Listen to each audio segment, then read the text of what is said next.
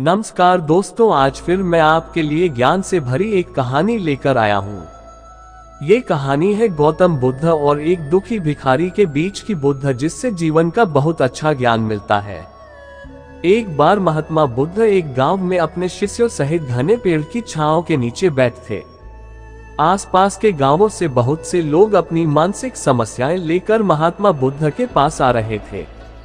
महात्मा बुद्ध उन सब की मानसिक परेशानियों का समाधान देते। सब लोग खुशी खुशी अपनी समस्याओं का समाधान पाकर वहां से लौट रहे थे। वहीं से कुछ दूर बैठा लोगों को बुद्ध के पास जाते देख एक दुखी भिखारी अपने भाग्य को कोसता हुआ यही सोचने लगा कि अभी कुछ देर पहले तो ये लोग दुखी मन से मुंह लटकाए उन महात्मा के पास गए थे, और अब इतना खुश होकर कैसे वापस लौट रहे हैं। आखिर माजरा क्या है, जरा मैं भी जाकर देखूं कि वो महात्मा ऐसा कौन सा खजाना बांट रहा है इन लोगों को। वे इतने प्रसन्न हुए कि उनके चेहरे लाल हो गए। जब वो दुख भिखारी कुछ नजदीक गया तो उसने देखा कि ये महात्मा तो लोगों को प्रवचन देकर लोगों के दुख का निवारण कर रहे हैं। ये देखकर भिखारी के मन में भी तीव्र इच्छा हुई कि क्यों ना मैं भी इन महात्मा को अपना दुख बताऊं।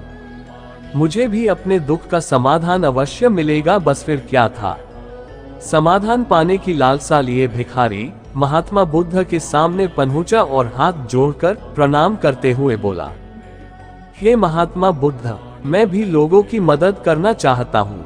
मुझे लोगों की मदद करने की बहुत इच्छा है, लेकिन मैं कैसे मदद कर सकता हूँ। मैं बहुत गरीब हूँ। मेरे पास न तो पैसे हैं और न ही कोई ऐसी चीज जिससे मैं किसी की मदद कर सकूं। मैं कोशिश करने पर भी किसी की मदद नहीं कर सकता। मुझे भगवान ने इतना गरीब क्यों बनाया। हे महात्मा, मुझ पर कुछ कृपा करो। इतना बोलते हुए भिखारी रोने लगा।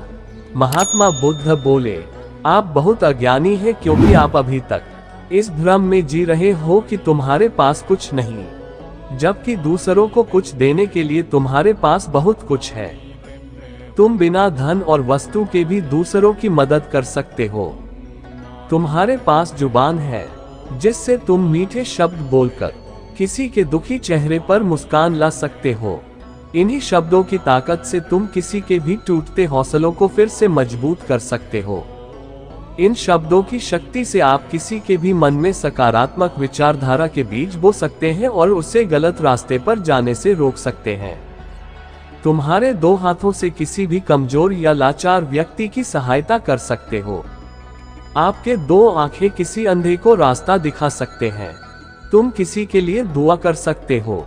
ये हो सकता है कि उनके बुरे काम फिर से हो जाएं। आप किसी के अच्छे स्वास्थ्य की कामना कर सकते हैं, लेकिन अज्ञानतावश तुम अब तक इस बात को समझ नहीं पाए और इस भ्रम में अब तक जीते रहे कि तुम्हारे पास मदद करने के लिए कुछ नहीं।